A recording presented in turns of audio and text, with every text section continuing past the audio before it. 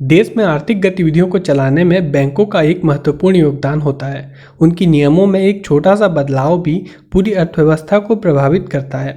इसका सबसे बड़ा उदाहरण है डिमोनेटाइजेशन। हमारे देश में जब भी कोई नई सरकार आती है, वह अपने तरीकों से बैंकों को रेगुलेट करने की कोशिश करती है। उनका मकसद ऐसे बदलाव करना होता है जिससे हमारे बैंक और भी बेहतर बन सकें, और इन्हीं बदलावों को आमतौर पर रिफॉर्म्स कहा जाता है। रिफॉर्म्स का शाब्दिक अर्थ होता है सुधार। सरकार जब भी कोई नई नीति या पॉलिसी लाती है जिससे बैंकों की संरचना में सुधार हो सके, उसे बैंकिंग रिफॉर्म्स या बैंकिंग सुधार के नाम से जाना जाता है। पर आखिर सरकार को बैंकों की संरचना में सुधार करने की आवश्यकता क्यों पड़ती है? आज़ादी से पहले हमारे देश में बैंकों का प्रयोग केवल अंग्रेजों और पढ़े लिखे भारतीयों द्वारा ही किया जाता था। ग्रामीण और मध्यम वर्ग को तो शायद बैंक का मतलब भी नहीं पता था। यहाँ तक कि आज़ादी के बाद भी इनकी पहुँच केवल शहरी क्षेत्र तक ही सीमित थी। ग्रामीणों को अब भी पैसों के लिए साहूकारों और जमींदारों पर निर्भर होना पड़ता था। ऐसे वक्त में जरूरत थी एक बड़े बदलाव की। इसीलिए भारत सरकार ने सभी भारतीय बैंकों का राष्ट्रीयकरण अर्थात नेशनलाइजेशन करने का फैसला लिया। राष्ट्रीयकरण से सरकार को सभी बैंकों को नियमित करने की शक्ति मिली, क्योंकि बैंक अब एक सरकार द्वारा संचालित संस्था थी। लोगों का इस पर विश्वास बढ़ने लगा और बैंकों की पहुंच आम लोगों तक होने लगी, और इस तरह बैंकिंग सुधार का पहला बड़ा उदाहरण बना राष्ट्रीयकरण।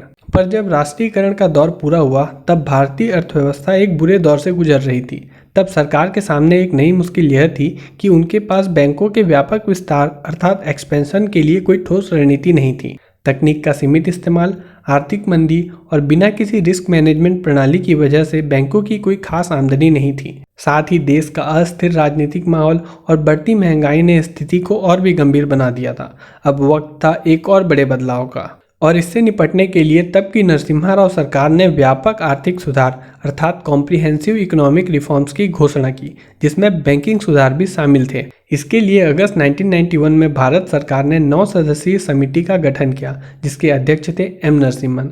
आपको यहाँ कंफ्यूज नहीं होना है, उस वक्त भारत के प्रधानमंत्री थे नरसिम्हा राव, जबकि कमेटी के अध्यक्ष का नाम था एम नरसिम्हन, और भारत के वित्त मंत्री थे डॉक्टर मनमोहन सिंह।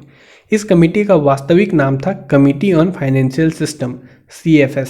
इसकी स्थापना का मुख्य उद्देश्य भारतीय वित्त प्रणाली की समस्याओं का अध्ययन करना तथा वित्तीय संस्थानों की उत्पादकता में सुधार के लिए सिफारिशें देना था। इस कमेटी ने पाया कि सार्वजनिक दायित्वों से बंधा होना और राजनीतिक और प्रशासनिक हस्तक्षेप बैंकों के नुकसान का मुख्य कारण है, और इसमें सुधार के लिए समिति ने अनेकों सुझाव दिए, जिसमें मुख्य थे बैंकों को स्वायत्तता प्रदान करना, बैंकों का विलय करना, निजी बैंकों को खोलने की अनुमति देना और बैंकों को राजनीतिक हस्तक्षेप से दूर रखने के सुझाव शामिल थे। इन सुधारों के फलस्वरूप बैंकों के कामकाज में पारदर्शिता आई तथा उनकी वित्तीय स्थिति में भी सुधार हुआ। 7 साल बाद 1998 में भारत सरकार द्वारा नरसिम्हन कमेटी द्वितीय का गठन किया गया।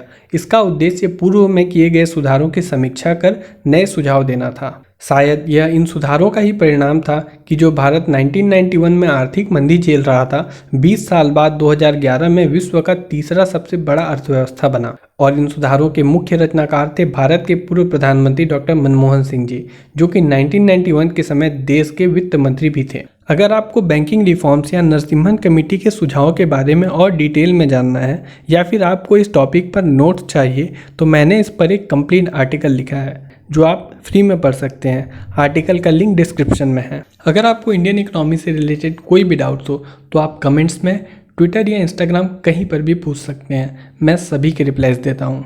मेरे सोशल मीडिया हैंडल्स आपके स्क्रीन पर और डिस्क्रिप्शन पर हैं। अगर आपको ये वीडियो अच्छा लगा हो तो लाइक करिए और इस तरह के और वीडियोज़ के लिए सब्सक्राइब करिए। मैं मिलता हूँ आपसे अगले वीडियो में। धन्यवाद।